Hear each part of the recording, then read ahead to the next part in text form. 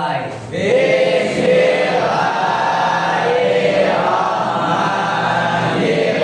Hari ini ada yang tidak masuk? Ayo semua. Semua ya, alhamdulillah. Pembelajarannya diharapkan siswa dapat menguraikan nilai-nilai Pancasila serta peranannya dalam kehidupan bernegara. Yang kedua, dapat menyebutkan dan memahami makna setiap sila Pancasila sebagai pedoman hidup bangsa Indonesia. Nah, sebelum melanjutkan ke materinya, kalian kan sudah pernah ya belajar di kelas 7 sama kelas 8 yang tentang Pancasila. Ya. Ada yang masih ingat tentang apa manfaat Pancasila sebagai warga negara? Ada yang bisa jawab? Oh, silakan Farid. Yang menjadi pedoman hidup dan membutuhkan rasa persatuan dan kesatuan. Ya, tepat sekali, tepuk tangan. Tambahkan lagi, apa manfaat Pancasila sebagai bagi kita sebagai warga Indonesia? Aku Bu, Silakan Akhil. meningkatkan sikap toleransi, mendorong keadilan dan kepedulian sosial, menjadi dasar hukum dan warga negara yang baik. Ya, betul, tepat sekali, tepuk tangan. Pancasila sebagai dasar negara. Jadi Pancasila itu merupakan Constitution atau pandangan hidup bangsa Indonesia. Sebagai dasar negara, Pancasila menjadi pedoman dalam kehidupan berbangsa dan bernegara. Pancasila lahir dari nilai-nilai luhur budaya Indonesia yang telah ada sejak nenek moyang. Presiden Soekarno merumuskan Pancasila pada tanggal 1 Juni 1945 sebagai dasar negara Indonesia merdeka. Nah, Pancasila sebagai pandangan hidup menjadi petunjuk arah bagi seluruh rakyat Indonesia dalam menjalankan kehidupan sehari-hari. Nah, ada yang berani nggak ke depan membacakan pidatonya barangkali? Bu, Oh, Azga, ya silakan Azga.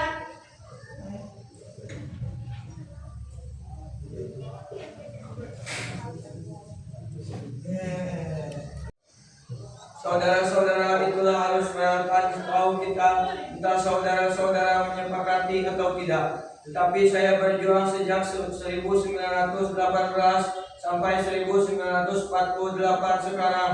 Ini untuk menyatakan tahu itu, untuk membentuk nasionalisme Indonesia, untuk kebangsaan Indonesia, yang hidup di dalam kemanusiaan, untuk bermufakat, untuk sosial dan fardikar, untuk ketuhanan. Pancasila itulah yang berkobar-kobar di dalam dada saya sejak berpuluh tahun. Tetapi saudara-saudara, diterima atau tidak terserah kepada saudara-saudara.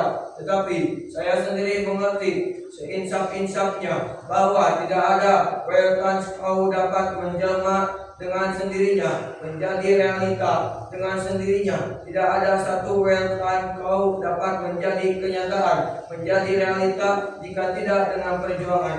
BPIP 2019. Assalamualaikum warahmatullahi wabarakatuh.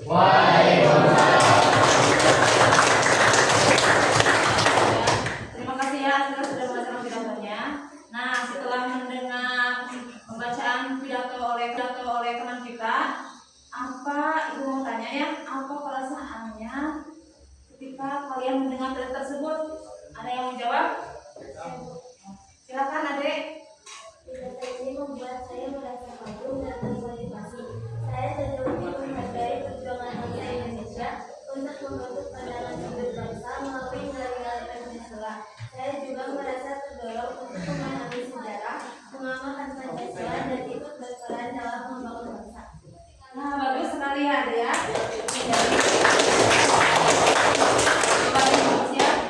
Nah,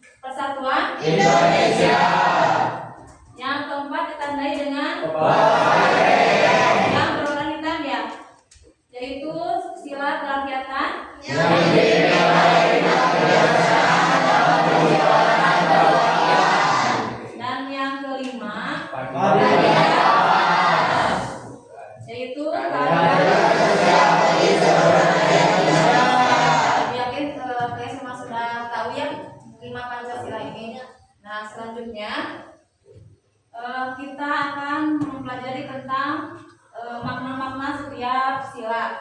Untuk sila yang pertama yaitu ketuhanan yang Maha Esa.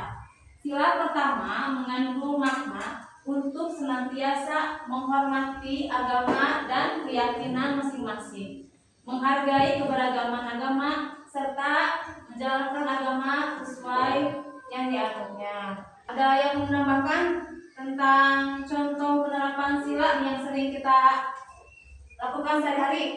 Saya Bu, Anggi, ya silakan Anggi. membantu menyiapkan acara peringatan Maulid Nabi atau Isra Mi'raj. Ya betul sekali, itu juga ya. Merupakan contoh lainnya yang sering kita lakukan di kehidupan sehari-hari mengenai sila yang pertama apa tadi teh membantu menyiapkan acara peringatan Isra Mi'raj ya. Terus selanjutnya sila yang kedua, kemanusiaan yang adil dan beradab. Sila kedua mengandung makna untuk senantiasa menghargai hak asasi manusia, menjaga hubungan baik antar sesama manusia, serta memperlakukan sesamanya dengan adil. Nah, contoh penerapannya misalkan menjaga toleransi antar sesama, tidak melakukan diskriminasi berdasarkan ras, suku ataupun agama, tidak bully ya sekarang sekarang tentang bullying. Penerapan sila yang kedua misalnya. Oh iya, silakan Raisa yang menambahkan. Bagus sekali ya itu tuh. Itu juga merupakan salah satu contoh penerapan sila yang kedua. Apabila kita mendapati teman di kelas ada yang kesulitan dalam belajar, nah kita bantu diskusi, bantu ajakan bareng-bareng seperti itu ya.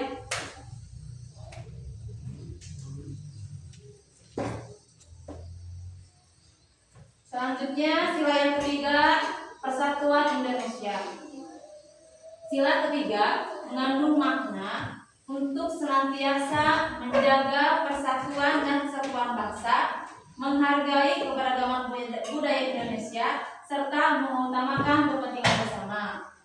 Contoh penerapannya misalkan mengikuti kegiatan gotong royong yang di rumah sekitar, di lingkungan kelas juga selalu ada piket kelas ya setiap hari. Terus menghargai perbedaan dalam kehidupan sehari-hari. Nah, selain itu contoh penerapannya nih yang biasa atau yang pernah kalian kerjakan di lingkungan baik di sekolah, di rumah atau di lingkungan masyarakat mengenai sila yang ketiga, apa ada yang pernah itu enggak melakukannya gitu penerapannya? Oh iya, Husni silakan. Bekerja sama saat membersihkan asrama, ikuti kegiatan ekstrakurikuler bersama teman dari berbagai daerah. Oh iya, betul. Kebetulan Husni lagi mondok ya di pesantren. Nah, kita kan suka ada biasanya suka ada bersih asrama. Itu juga merupakan contoh penerapan sila yang ketiga. Terus tadi kegiatan ekskul juga ya di berbagai daerah, itu juga termasuk salah satu contoh penerapan sila yang ketiga. Ada yang menanyakan nggak sebelum berlanjut? Saya Bu, Oh Fahri, ada yang bertanya? Boleh, silakan. bagaimana saya bisa menghargai teman yang berbeda agama di sekolah tanpa menyinggung perasaannya? Iya. Nah, kita kan kebetulannya di lingkungan kita alhamdulillah semuanya Islam. Itu sama gitu ya. Nanti jika kita suatu saat nanti di kelas kita ada yang berbeda agamanya, nah kita tetap harus saling menghormati, tidak mengejek atau mentertawakan ketika beliau sedang beribadah, tidak mengganggu atau ketika merayakan hari besarnya kita tidak boleh mengganggunya. Juga merupakan contoh salah satu penerapan sila yang ketiga yang sila keempat, yaitu kerakyatan yang dipimpin oleh hikmat kebijaksanaan dalam permusyawaratan perwakilan. Nah, mengenai sila keempat ini mengandung makna untuk senantiasa berpartisipasi aktif dalam berdemokrasi dengan mengutamakan musyawarah dan mufakat serta mampu menghargai keputusan bersama. Nah, contoh penerapannya misalkan mengikuti pemilu dan musyawarah dalam mengambil keputusan di lingkungan sekitar. Atau contoh lainnya ketika kita mau melakukan diskusi tentang tentang misalkan Pancasila, kita musyawarah dengan teman kelompoknya. Terus contoh lainnya memilih ketua OSIS ya, itu juga termasuk contoh dalam penerapan sila yang keempat. Sudah cukup jelas anak-anak? Lanjutkan ya. Untuk sila yang terakhir yaitu sila kelima, keadilan sosial bagi seluruh rakyat Indonesia. Sila kelima ini mengandung makna untuk senantiasa membantu sesama yang membutuhkan serta menentang ketidakadilan sosial. Contoh penerapannya, misalkan kita berpartisipasi dalam kegiatan sosial dan membantu sesama yang kurang mampu di lingkungan sekitar. Jadi misalkan kalau ada teman nih yang butuh bantuan, misalkan kita bisa membantunya. Terus ada misalkan bencana di mana gitu, nah, kita bisa ya sama-sama untuk membantu. Itu juga termasuk salah satu contoh penerapan sila yang kelima. Ada nggak yang mau menambahkan lagi penerapan yang sila kelima ini? Oh, silakan. Saya dalam membantu teman yang kesulitan, misalnya memberikan catatan pelajaran, membantu saat kegiatan belajar, akan memberi makanan. Tepat sekali itu juga ya. Nah, untuk sekarang kita mengerjakan soal ya dengan dibagi sesuai kelompoknya ya, sudah sesuai yang telah kita buat. Satu dulu deh boleh. Tepuk tangan ya semangat. Yang belum belajar nanti disebutkan anggota kelompoknya.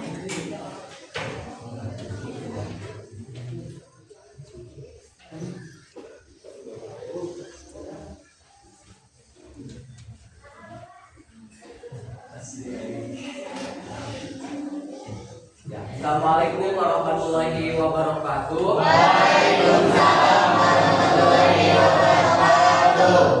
Sebelumnya saya dari kelompok 1 akan mempresentasikan tentang sila-sila dan penerapannya. Kelompok 1 ada saya sendiri yaitu Muhammad Bainul Hidayat dan ada rekan saya. Ada juga rekan saya yang lain, Azka, Reza, Anggi, Muklis dan Edi. Ya, yang pertama, sila pertama itu ketuhanan yang Maha Esa. Nah, penerapan di rumahnya itu Pancasila adalah dasar negara dan pandangan hidup bangsa Indonesia yang menjadi pedoman dalam kehidupan bermasyarakat, berbangsa dan bernegara. Setiap sila mengandung nilai-nilai luhur yang saling berkaitan dan harus diamalkan dalam kehidupan sehari-hari. Jadi dengan kita mengamalkan sila-sila Pancasila baik di rumah, di sekolah, ataupun masyarakat, berarti kita turut mewujudkan Indonesia yang adil, makmur, dan sejahtera. Alhamdulillah ya, kegiatan pembelajaran hari ini dari awal sampai akhir itu cukup sekian. Terima kasih atas perhatiannya. Mohon maaf jika ada kekurangan. Sampai jumpa ya nanti di pertemuan berikutnya. Ya.